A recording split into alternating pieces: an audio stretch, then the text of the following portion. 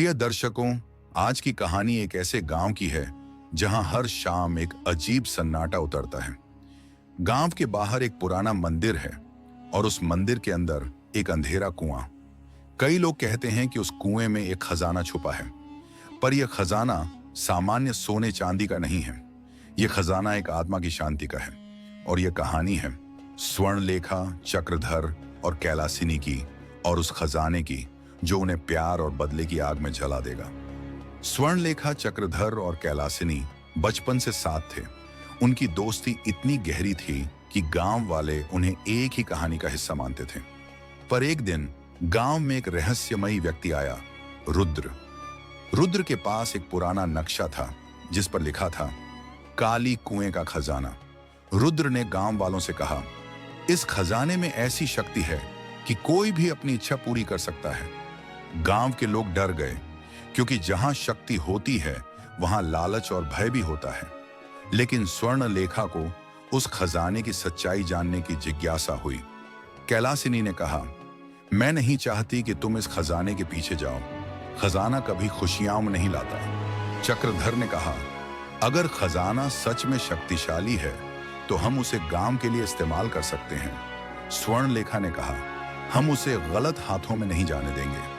और तब से खजाने की कहानी उनकी जिंदगी का हिस्सा बन गई। रुद्र ने स्वर्णलेखा को एक दिन अकेले बुलाया। उसने कहा, तुम्हें सच जानना है, कैलासिनी का परिवार इस खजाने से जुड़ा था। स्वर्णलेखा की आंखें खुली की खुली रह गईं। क्या तुम सच में कहते हो?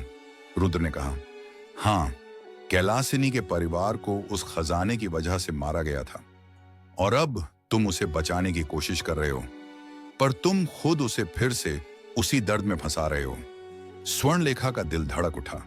कैलासिनी को यह सब नहीं पता। रुद्र ने कहा, तुम उसे बताओगे या तुम उसे अपने प्यार में बांधकर फिर से उसके दर्द को बढ़ाओगे? स्वर्णलेखा ने कहा, मैं उसे बचाऊंगी, मैं उसे सच बताऊंगी और मैं उसे इस खजाने से दूर रखूंगी। पर रुद्र की आंखों में एक अजीब सी चमक थी, जैसे उसने पहले ही जीत हासिल कर ली हो। एक रात स्वर्णलेखा, चक्रधर और कैलासिनी ने खजाने की खोज शुरू की। वे मंदिर के भीतर गए। कुआंओं के पास एक पुरानी सीढ़ी थी जो नीचे की तरफ जाती थी। कैलासिनी ने कहा, यह सही नहीं है, यह जगह मुझे डराती है। स्वर्णलेखा ने कहा, तुम डर नहीं, हम साथ हैं। चक्रधर ने कहा, हम जल्द ही इस खजाने को ढूंढ लेंगे और गांव को बचाएंगे।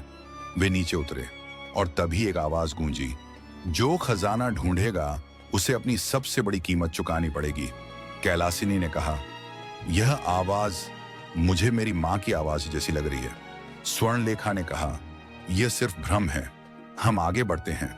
लेकिन जैसे ही वे आगे बढ़े, कुआंओं की दीवारों पर एक पुरानी तस्वीर उभर आई जिसमें एक महिला और बच्चे थे। स्वर्णलेखा की आंखें भर आईं। कैलासिनी ने पूछा, तुम्हें क्या हुआ?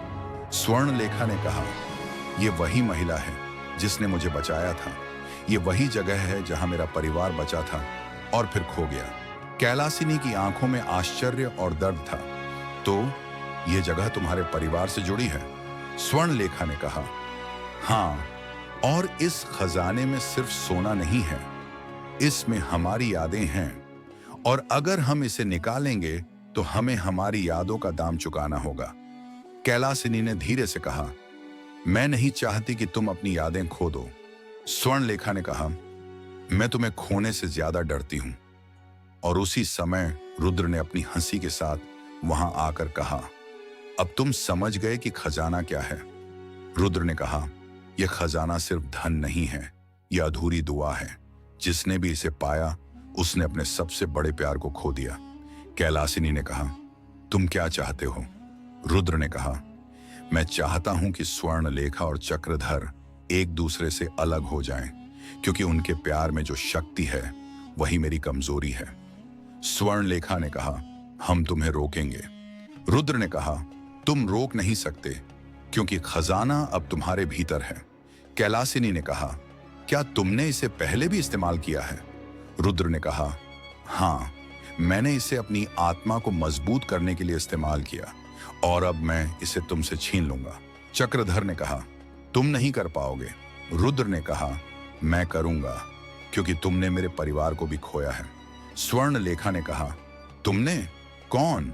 तुमने किसका परिवार खोया? रुद्र ने कहा, तुम्हारे परिवार का। स्वर्ण लेखा ने चौंक कर कहा, यह असंभव है। रुद्र ने कहा, तुमने सोच लिया कि यह सिर्फ तुम्हारा परिवार था, पर यह खजाना तुम्हारी आत्मा का हिस्सा है और मैं उसे लेने आया हूं। कैलासिनी ने कहा, मैं इसे रोकूंगी। और तभी कैलासिनी ने अपनी शक्ति से खजाने की तरफ एक चमक भेजी। खजाने ने उसकी चमक को निगल लिया और कैलासिनी की आंखों से रोशनी गायब हो गई। स्वर्णलेखा ने देखा कि कैलासिनी अब कमजोर हो रही है और उसे पता चल गया कि खजाने की कीमत क्या थी, कैलासिनी का जीवन। स्वर्णलेखा ने रोते हुए कहा, कैलासिनी, तुम मुझे छोड़कर नहीं जा सकती। कैलासिनी ने कहा, मैं नहीं जा रही, मैं सिर्फ तुम्हारे लिए खजाना रोक रही हूं। तुम्हें मेरी वजह से फिर से दर्द नहीं होना चाहिए। चक्रधर ने कहा, तुम उसे नहीं छोड़ सकती, तुमने उसे खो दिया और अब तुम उसे वापस नहीं पा सकती। कैलासिनी ने कहा, मैंने पहले भी सब कुछ खोया है, अब मुझे कुछ और नहीं खोना। रुद्र ने उस समय अपनी असली शक्ति दिखाई। उसने स्वर्णलेखा और चक्रधर को एक साथ बांध दिया और कहा, अब तुम्हें खजाने का सही दाम देना होगा। चक्रधर ने कहा, मैं इसे नहीं सहूंगा, तुमने उसे मार डाला और अब मैं तुम्हें मारूंगा। रुद्र ने हंसकर कहा, तुम मुझे नहीं मार सकते क्योंकि तुम्हारी आत्मा अब खजाने की वजह से कमजोर हो चुकी है। चक्रधर ने कहा, मैं कमजोर नहीं हूं, मैं बस प्यार में मर चुका हूं। और फिर चक्रधर ने अपनी आखिरी शक्ति निकालकर कहा, मैं तुम्हारे लिए बदला लूंगा, चाहे मुझे इसके लिए अपना जीवन ही क्यों न देना पड़े। चक्रधर ने अपनी आत्मा की शक्ति को रुद्र पर उछाल दिया, लेकिन रुद्र की शक्ति उससे कई गुना बड़ी थी। रुद्र ने चक्रधर को जोर से मार दिया। चक्रधर गिर पड़ा, उसके शरीर से रक्त बहने लगा, पर उसकी आंखों में अब भी एक आग थी, एक बदले की आग। चक्रधर ने अपने हाथ में एक छोटा सा ताबीज पकड़ लिया जो साधु ने उसे दिया था। उसने उसे फाड़ दिया और कहा, अगर यह ताबीज काम नहीं कर सकता तो मैं अपनी आत्मा को तुम्हारे साथ जला दूंगा। रुद्र ने कहा, तुम ऐसा नहीं कर सकते। चक्रधर ने कहा, मैं कर सकता हूं क्योंकि मैं अब इंसान नहीं हूं, मैं सिर्फ एक बदला हूं। और फिर चक्रधर ने रुद्र की तरफ एक अंतिम कदम बढ़ाया और अपने दिल से एक चीख निकाली, कैलासिनी।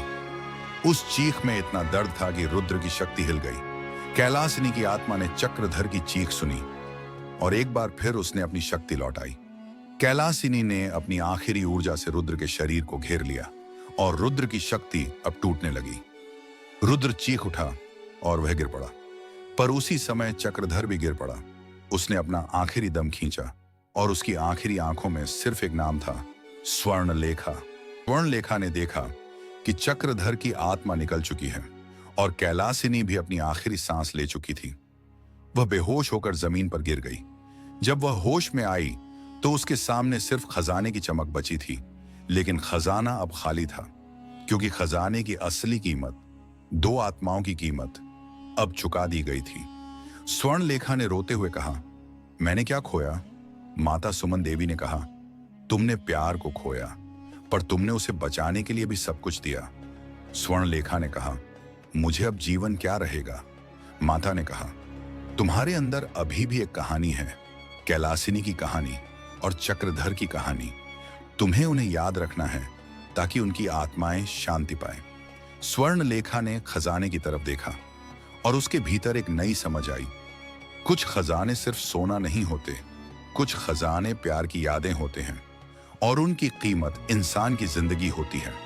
और उसी समय गांव में एक हल्की हवा चली जिसमें एक धीमी आवाज गूंजी, मैंने तुम्हें प्यार किया पर मैं तुम्हें बचा नहीं सकी, मुझे माफ कर दो। स्वर्णलेखा ने आंखें बंद कर ली।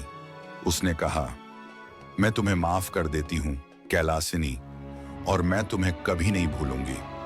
प्रिय दर्शकों, यह थी आज की कहानी, एक रहस्यमयी खजाने की, एक अधूरी दुआ की और एक प्यार की, जो बदले की आग में जलकर भी अमर हो गई।